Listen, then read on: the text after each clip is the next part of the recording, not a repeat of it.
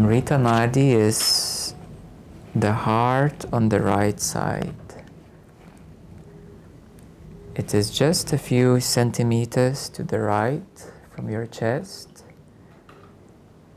and that is the seat of the source, the seat of consciousness.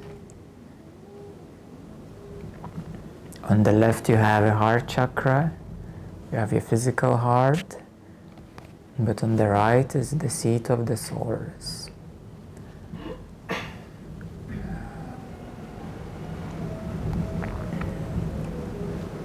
It is the inner sun which is behind.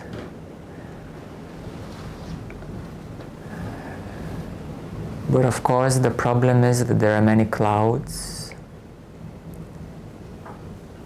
There is the subconsciousness and all the energy locks, all the energy systems which are locked or closed or blocked or tensed or stressed. And for the average human being, this inner sun is open only 4%.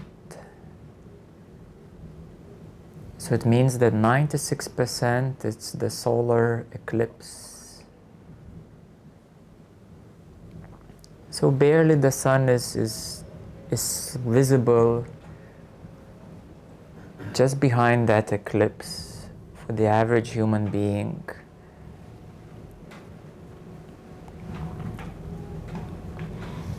And thus all the attention and focus is absorbed into more limited energy fields, into the mental energies.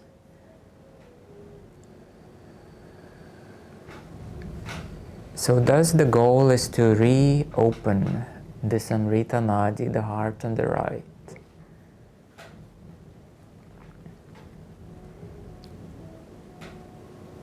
The reopening is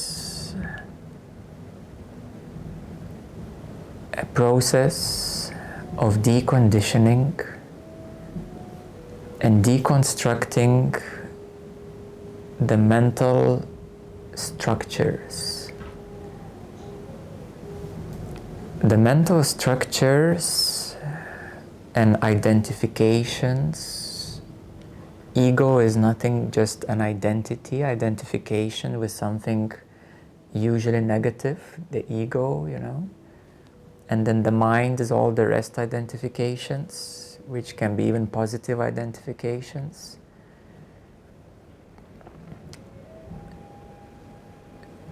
So thus it is to decondition those locks, which sometimes I call the noodle soup. It's so twisted, interwound, that when you look at it, it's just like a noodle soup. It's hard to know where to start, to see the clarity through the noodles.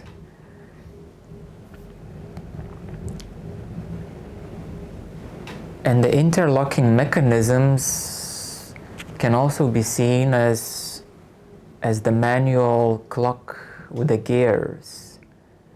One gear is locked with another gear, it's locked with another gear, and this is how the clock is ticking, the time is ticking.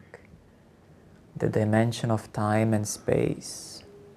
So thus the mind is within the dimension of time and space, and your focus is fixed on time and space. And thus the freedom is eternal, it's now. It's beyond time and space, beyond past, future. Freedom is now, it's eternal, beyond time and space. So time is very mechanical in its nature, and Buddhists have even drawn a very clear depiction which is called Kala Chakra, the chakra of time. So the Buddhist masters have drawn every single pathway of the time mechanism. And a simplified version of this complexity of interlocks has been depicted as a labyrinth of the mind. It's a simplified version. The mind is a three-dimensional labyrinth. It's not a two-dimensional flat labyrinth. It's a three-dimensional noodle soup, interlocked mechanisms. So it's a three-dimensional labyrinth.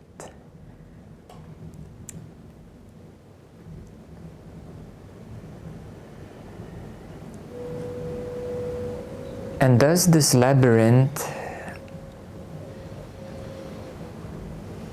began at a very early age, in a babyhood, just about around 2-3 months since you were born. You already had a name, you were already defined by your parents. But that's where the feeling of separation arose, that I'm separate. Oh, this is me and this is my mommy looking at me and saying, hello, baby, calling you by the name. And, oh yeah, that's me and that's my mommy. Yes, we're different. And that sense arose just around 2-3 months in a child. And that sense has arisen exactly here in Amrita Nadi as a little twist, like a little lock, a little twist. A baby was with open consciousness, and then suddenly like something twisted, something locked in, and suddenly this feeling arose of me, I, myself. So we call it the I feeling. And from that original I feeling, the feeling of separation arose, the feeling of loneliness, the feeling of alienation, that this is me and my world and the rest is quite alien. The sense of individuality locked in, and subconsciousness formed as a locked-in mechanism.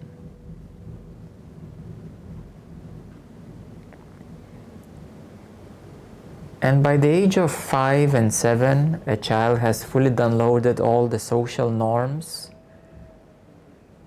all the social programming from their parents and society. So everything is downloaded in the mental construct. And by the age of around 12 or so, a child has a complete, quite clear understanding of themselves and an environment. Of course, they don't like it. That's called then teenagehood. And this is why children actually experience those difficulties. The challenging teenagehood, the tantrums of the childhood. Something is not my way, it's not supposed to be like this, I want that. And that's why children have these tantrums, these rebellion nature, rebellion actions, and all the depressions of the teenagehood. And then you kind of find a way to be okay with your rebellions. You kind of grow up to accept that you are limited.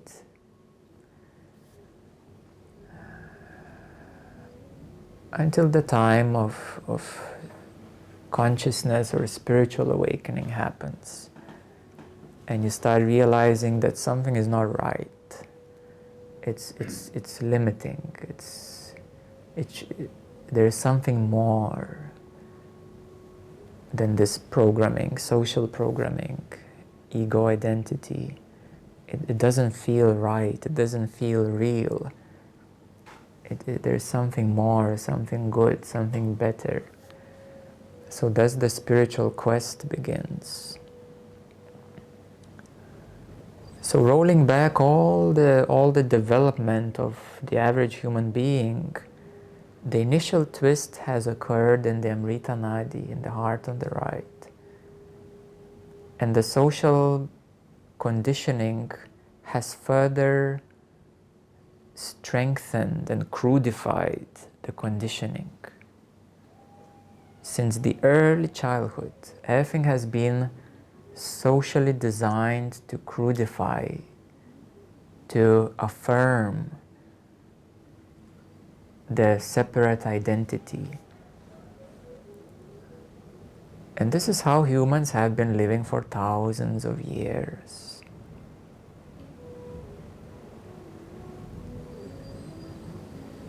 So those who have quick brains, by now you should have already figured out that this is the root cause of all the problems of humanity for the last few thousand years.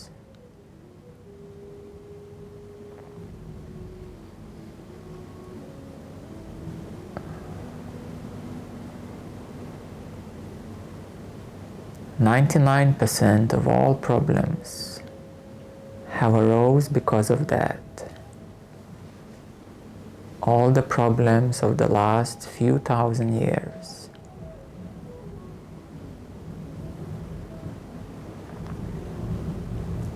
And this is why it's called a dark age, Kali Yuga, dark age. The age of ignorance, the age of darkness. And this is now why we entered into the new age, into the Aquarian age, into the golden age. We could say now we're in the year 7 in the new age since 2012. And this is why this knowledge is being brought back more and more, clearer and clearer. The root cause of the dark age, the root cause of all the problems of humanity.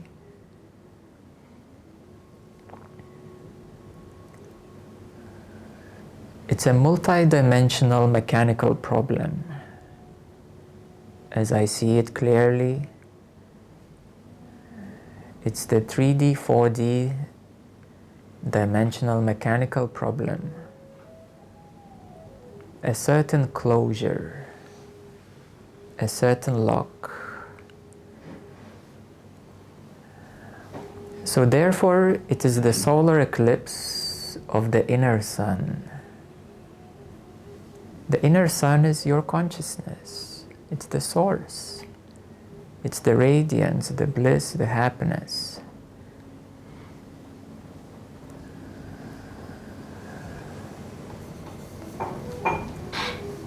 So now, since you have come to know the root cause of all problems, of why not everybody is enlightened, why nobody is asking that,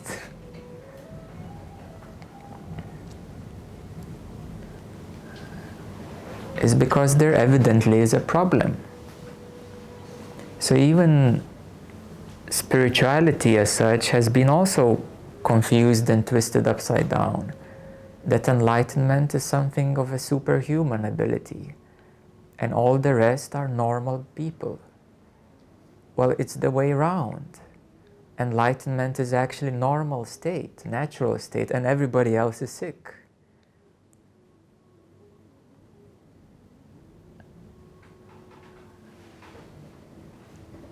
Enlightenment is nothing really special. It is normal, natural, to be open, to have no identification, to be not limited.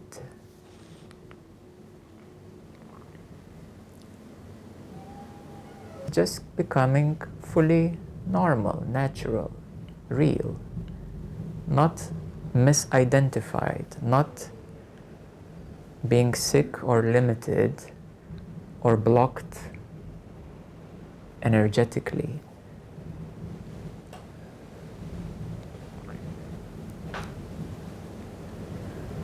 So this is a very important clarification, that full consciousness is actually being healthy, is being consciously healthy.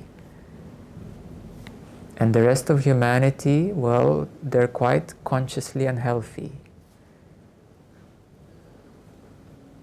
if you would put up a goggles, to look at somebody's energetic field on the street, you would say, what a mess. If you suddenly had like goggles, which can see the energy field, like X-ray, for example, which can identify some abnormalities in your, skeletal structure. So the same way, if you would have other kinds of goggles where you could see the average human person's energetic mental field, you would see what a mess it is. Totally sick, totally blocked. Something is very wrong there.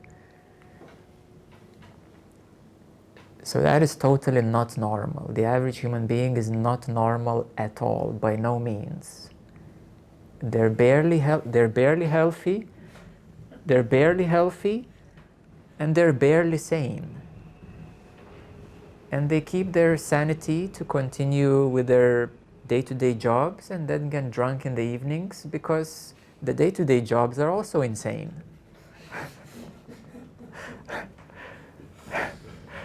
So sanity is very questionable in the current civilization. I mean, it's very evidently very destructive, crazy, unhuman, unhealthy. And that's evident everywhere you look. Any arguments? And then there are those brief moments of clarity where something more beautiful comes up. It's not fully blocked, it's just 4% open. So there are those few brief moments in the human history, which is called the Renaissance, the awakening of arts and beauty. And now, luckily, there is a rising of the spirituality and the ecological way of living and self-sustainable way of living. So that's another glimpse of light seeping into the collective darkness of consciousness.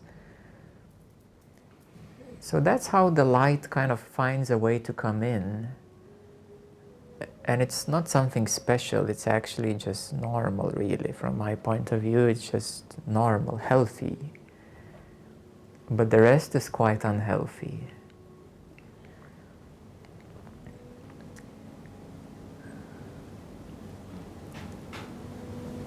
So it's good to kind of shake up a bit those social norms, because they're social unnorms. They're not normal at all.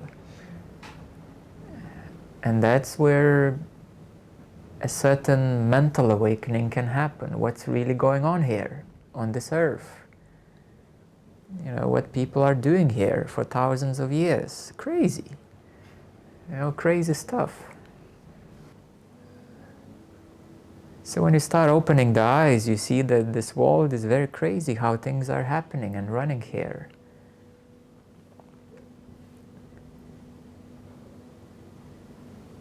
But why?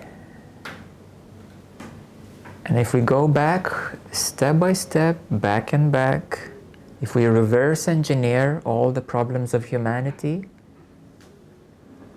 we will see that the ultimate question, why, is because there is a separation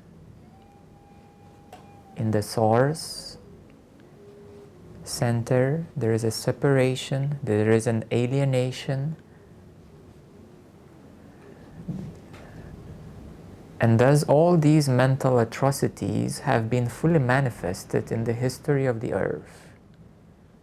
But as I said, it's not totally hopeless. There are pockets of light.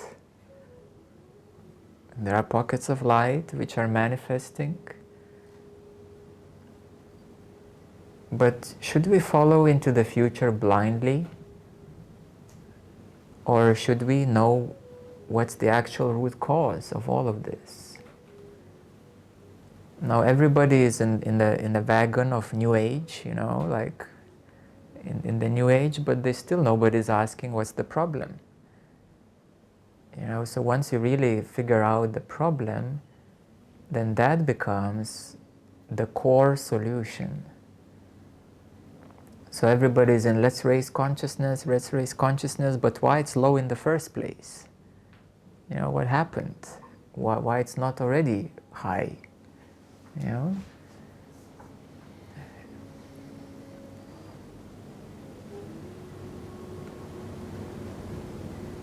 So this topic of Amrita Nadi, inner sun, the heart on the right, is fundamental topic that you need to know and that you need to be able to explain others.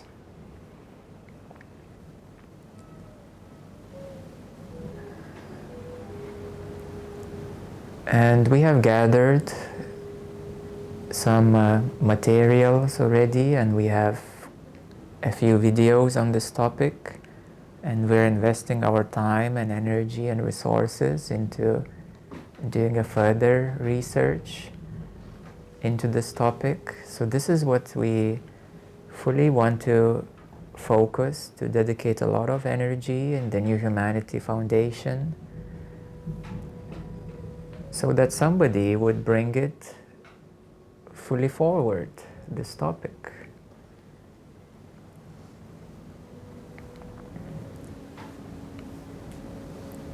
And this topic, the first, we could say, person who truly elaborated on this was Ramana Maharishi in India. And he described clearly that the heart on the right is the seat of consciousness, and the I thought arises right there, which blocks the seat of consciousness. And thus he prescribed the practice called self-inquiry for the souls who are ready, for those souls who are ready. And the souls who are ready, now we can clarify it, is basically level of consciousness of 500s and maturity, like around midway of 500s. That is a real readiness for the self-inquiry practice. But unfortunately, there is only a few million people at that consciousness right now. And the rest of humanity is nowhere near to be at the inner love 500s level of consciousness. So thus we need to make all other souls ready to go through the initial steps of awakening, through the initial steps of inner light and having the ability to feel your own body. You know, very basics, baby steps, you know, how to be human, real human being. So this is our goal at the New Humanity Foundation, is to educate people how to be real human beings, and what's the real problem of all problems, and what is the solution. If we do a good job at research and then we find the clear ways of bringing more science into this topic, that when the time is right, the scientific minds will pick it up and be able to do further deeper experiments with DNA. Because this problem is 3D, 4D and DNA related. And there's a lot that you can do. There's a lot that you can do. And there is a lot that we should do to create this solution. So Ramana was the first one to bring a lot more clarity into this topic, and the second one was Adida Samraj. And he spoke about the mechanism of attention and focus. And on our part, we are further elaborating that it's actually a vortex which is locked, and it's a mechanical process of interlocking mechanisms, which is called conditionings or vasanas in India.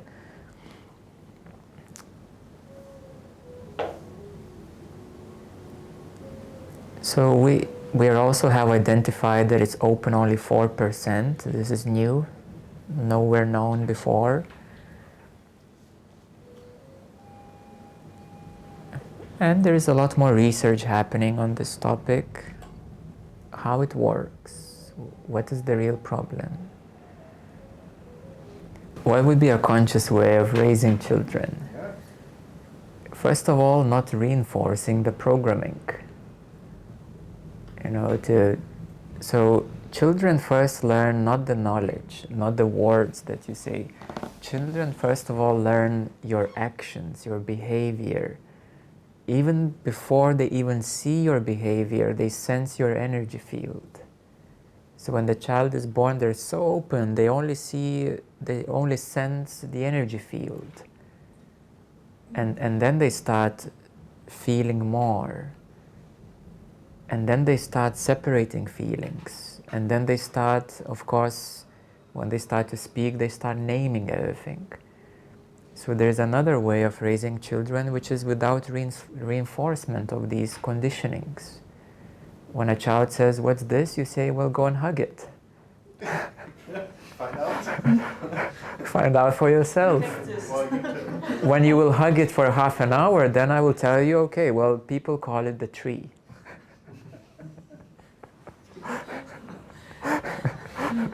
But first, go and find it out for yourself, what that is. And of course, to educate the child to feel. It's a totally different way.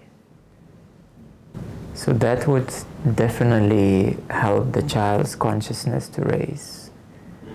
But now, is it even common yet that children are born with full consciousness, or is it even like because of all the conditioning, it's rarely happening? Children now are born with higher consciousness. They're born all around the world, in all kinds of families.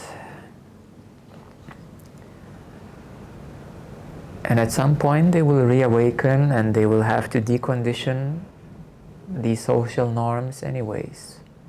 They'll have to do it. So now more advanced souls are being born into children or pets. Yeah, so it's quite a complex matter, The conditioning is so dense, so heavy. So more advanced souls are being born right now to speed up, deconditioning the new way. And on our part, we need to do what we're here for, and to bring the truth, to help to decondition, reawaken, reopen consciousness. And it is our duty to bring this knowledge forward as a root cause. If we're going to leave this behind us, well, we're going to give a good foundation for the future. So I truly feel that we should dedicate a lot more time, resources, finances towards this cause, and there's a lot that we can do, and this is the single most important thing to spread as the knowledge. And levels of consciousness indicate the progression back. They don't define the root problem, and this is the definition of root problem. Connecting with levels of consciousness, there is a map, and we have developed effective practices to raise consciousness. So step by step, the purpose of the New Humanity Foundation is to work towards this cause, towards the root problem, and steps on the way, practices, and even supplements and environment, spaces, clearing energies, all of these things, they come together and they speed up the reawakening process. So if you would like to give some help, or dedicate some time or resources or your energy or finances or even any kind of way to help, that will help for many people to come, and we're just at the beginning of something big, which is about to happen. So join in. The doors are open.